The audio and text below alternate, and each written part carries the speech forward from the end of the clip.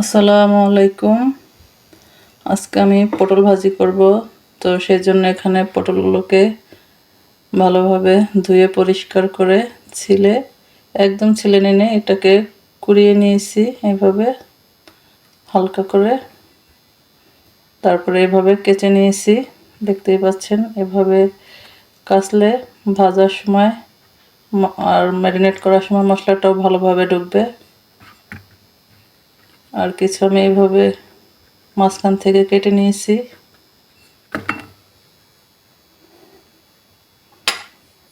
তো এখন এটার মধ্যে দিয়ে দিচ্ছি মরিচের পাউডার,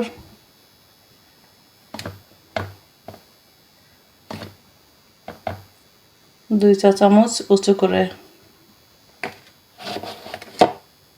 হলুদ পাউডার 1 চা চামচ,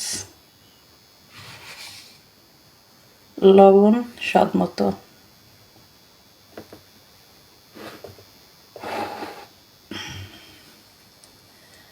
আদা রসুন বাটা 2 চা চামচ দিয়ে এটাকে আমি ভালোভাবে মেখে নেব।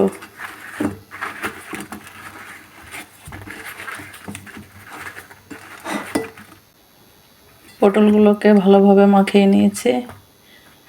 এটাকে চাইলে আপনারা ম্যারিনেট করে কিছুক্ষণ রাখতে পারেন, আবার না রাখলেও চলবে। এখনো এইভাবেই ভেজে নেওয়া যাবে।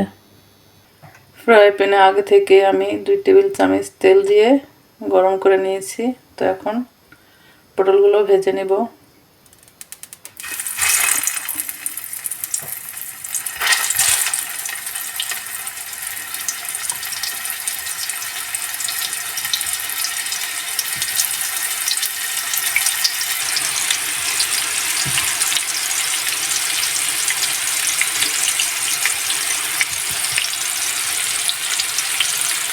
পটলগুলো দিয়ে আমি চুলার আঁচটা লো করে দিয়েছি। লো আঁচে ভেজে নিতে হবে। এখন উল্টিয়ে দিচ্ছি।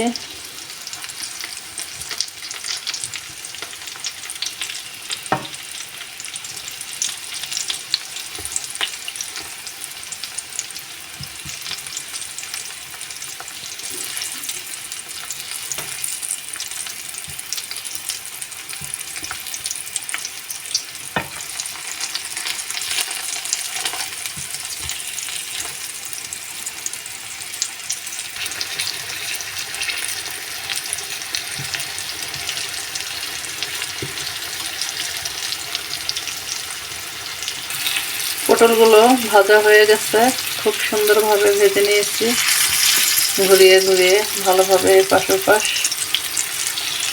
এখন এর মধ্যে দিয়ে দিব পেঁয়াজ কুচি।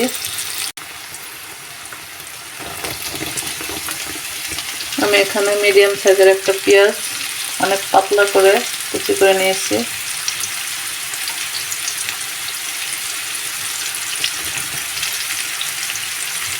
দিয়ে দেব 3-4টি মরিচ ফালি।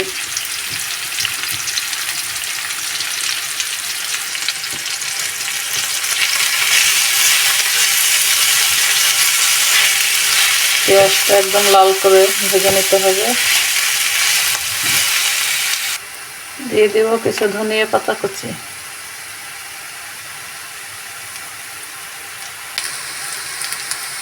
পেঁয়াজটাও লাল হয়ে আসছে, আর দেখতেই পাচ্ছেন কতটা লোভনীয় হয়েছে পটল ভাজাগুলো। এটা সাদা ভাত, পোলাও সব কিছুর সাথেই অনেক মজা লাগে। তো এখন আমি চুলার জালটা বন্ধ করে দিয়ে নামিয়ে নেব। দেখতেই পাচ্ছেন এইভাবে কেটে নেওয়ার জন্য কতটা সুন্দর হয়েছে পটল ভাজাগুলো, দেখতে খুবই লোভনীয় হয়েছে।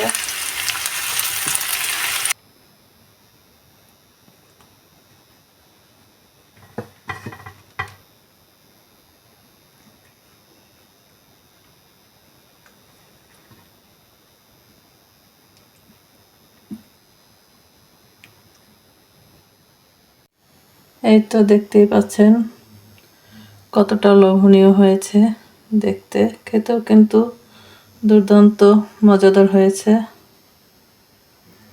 আর এটা গরম ভাত, পোলাও সব কিছুর সাথেই খুব ভালো লাগে।